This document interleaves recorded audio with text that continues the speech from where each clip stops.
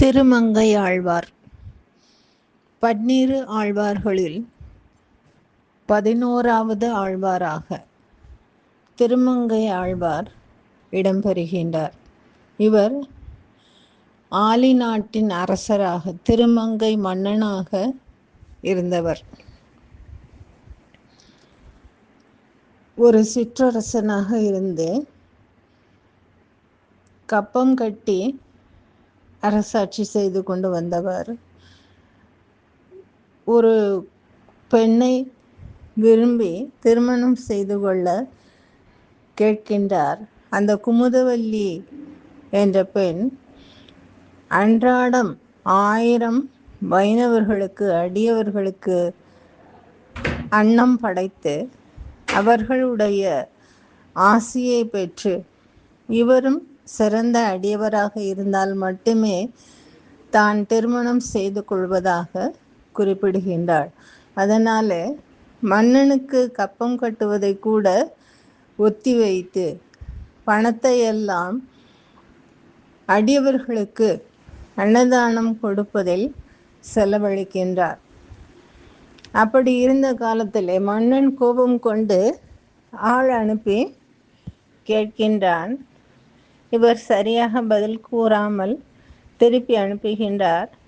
அதன் பின்னாலே மன்னனே படையெடுத்து வருகின்றான். இவரும் எதிர்த்து படையெடுத்து செல்கின்றார். அப்போ மன்னனுக்கும் இவருக்கும் இவர் மன்னனுடைய அன்புக்கும் நம்பிக்கைக்கும் பாத்திரமான வீரம் பொருந்தியவராக விளங்கிய காரணத்தாலே மன்னன் வருத்தத்தோடு கேட்கின்றான், என்னையே எதிர்க்க துணிந்து விட்டாயே என்று. அப்போ திருமங்கை மன்னன் சொல்லுகின்றான், இல்லை, வந்தவர்கள் வரம்பு மீறி நடந்து கொண்டதால் போருக்கு செல்ல வேண்டும் என்ற கட்டாயத்திற்கு தள்ளப்பட்டதனால் நான் போரிட வந்தேன். உண்மையில் எந்த விரோதமும் பாராட்டவில்லை என்று சொல்லுகின்றான். அதன் பின்னால் மன்னனும் ஒன்றும் எதிர்வாக்கு பேசாமல் சென்று விடுகின்றான். திருமங்கை மன்னனை தன்னுடைய அடியவராக ஏற்றுக்கொள்ள வேண்டும் என்று எம்பெருமான் விருப்பம் கொண்டு விட்டான். அதனால நாளுக்கு நாள் அவருடைய வசதி குறைந்து கொண்டே போகின்றது. இறுதியிலே வழிப்பறி கொள்ளை செய்து அப்படியாவது அடியவர்களுக்கு அன்றாடம் அன்னதானம் கொடுப்பது என்ற முறையிலே நடந்து கொண்டு வருகின்றார். வருவோர் போவோர் இடத்துல எல்லாம் மிரட்டி பணம், நகை மற்றும் வேறு என்ன விலை மதிப்புள்ள பொருள்கள் வைத்திருக்கின்றார்களோ அவர்களை மடக்கி பிடித்து கொள்ளையடிக்கின்றதை தொழிலாக வைத்திருக்கின்றார். ஒரு சமயம் திருமாலும் திருமகளும் மணமகனாகவும் மணமகளாகவும் வருகின்றார்கள். அவர்களை மறித்து நிறுத்தி எல்லா ஆபரணங்களையும் கழற்றி வையுங்கள் என்று ஒரு துணியை விரித்து அதை மூட்டையாக கட்டுகின்றார். மணமகன் காலிலே இருந்த மிஞ்சி போன்ற ஒரு ஆபரணம் அவரால் எடுக்க முடியவில்லை. அதனால் பற்களால் கடித்து இழுத்து அதையும் அந்த மூட்டையிலே போட்டு கட்டி தூக்கி பார்க்கின்றார். தூக்க முடியவில்லை.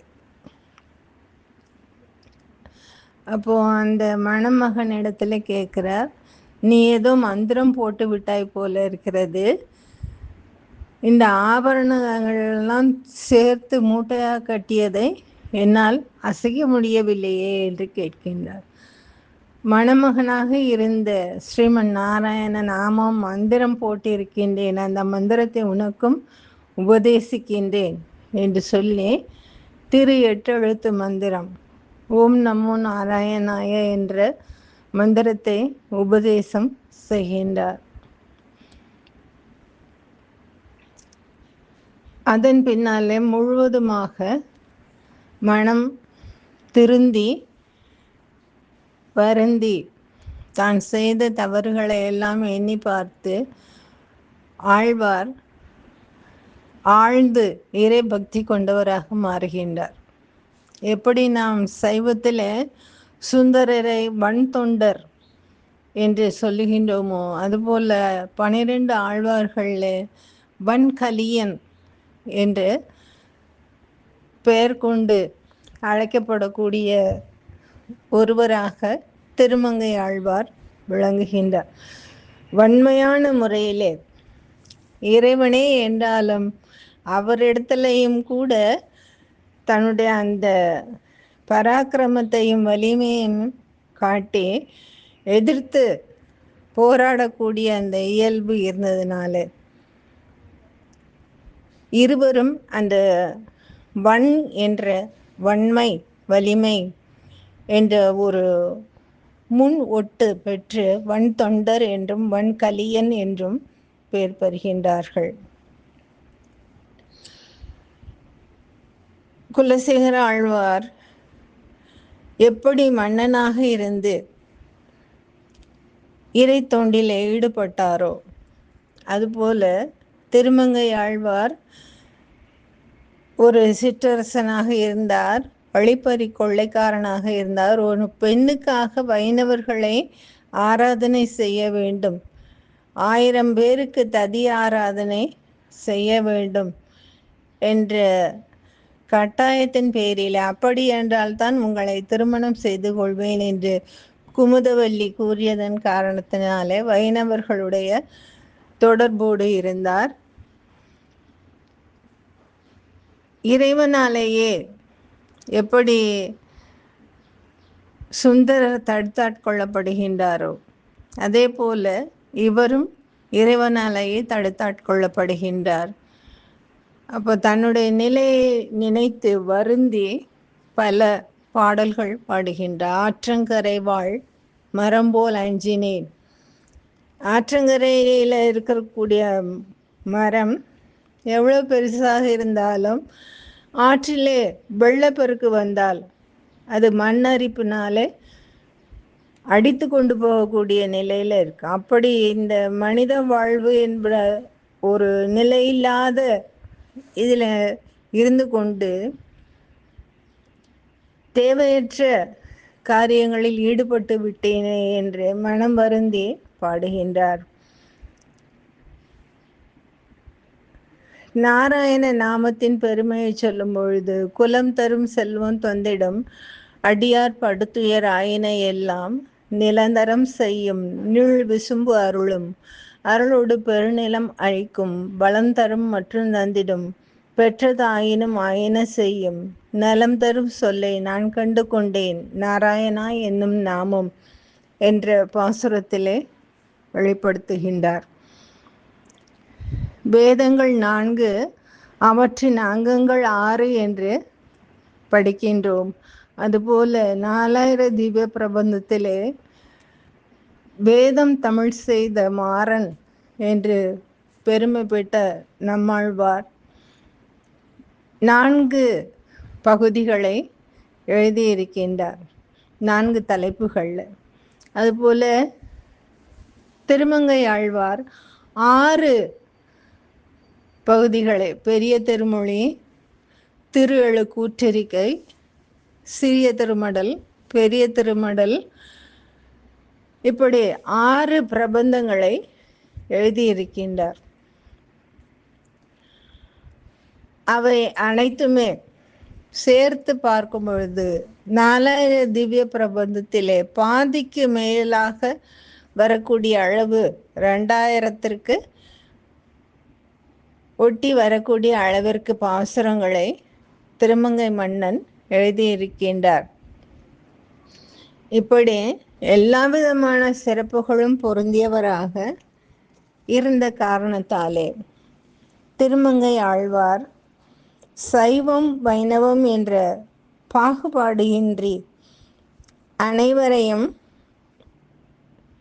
ஒரே போல மதிக்கக்கூடிய இயல்பும் கொண்டவராக இருந்தார். அவர் நாற்கவி பெருமாள் என்ற சிறப்பு பெயரும் கொண்டு விளங்கினார். சம்பந்த பெருமானுடைய திருச்சன்னதியிலே சென்று அவரும் பதிகங்கள் பாடினதை பாராட்டி தானும் பாசுரங்கள் பாடி அந்த பாசுரங்களை சம்பந்த பெருமான் திருஞான சம்பந்தரும் பாராட்டியிருக்கின்றார். இவர் எழுதிய அந்த 6 பகுதியிலே ஏற்கனவே 4 சொல்லிவிட்டேன். திருக்குறுந்தாண்டகம், திருநெடுந்தாண்டகம் 2 மறந்து போய்விட்டுட்டேன். இப்படி பலவிதமான சிறப்புகளும் பொருந்தியவராக 12 ஆழ்வார்களிலே ஒரு தனிச்சிறப்பு உடையவராக இன்றளவும் போற்றக்கூடியவராக விளங்குகின்றார். அடுத்து இறுதியாக வரக்கூடியவர் மதுரகவி ஆழ்வார். நாளை அவரை பற்றி நாம் காணலாம். 12 ஆழ்வார்கள் குறிப்பு நாளையோடு நிறைவு பெறும். மதுரகவி ஆழ்வாருடைய சிறப்புகளை நாளை நாம் காணலாம். நன்றி, வணக்கம்.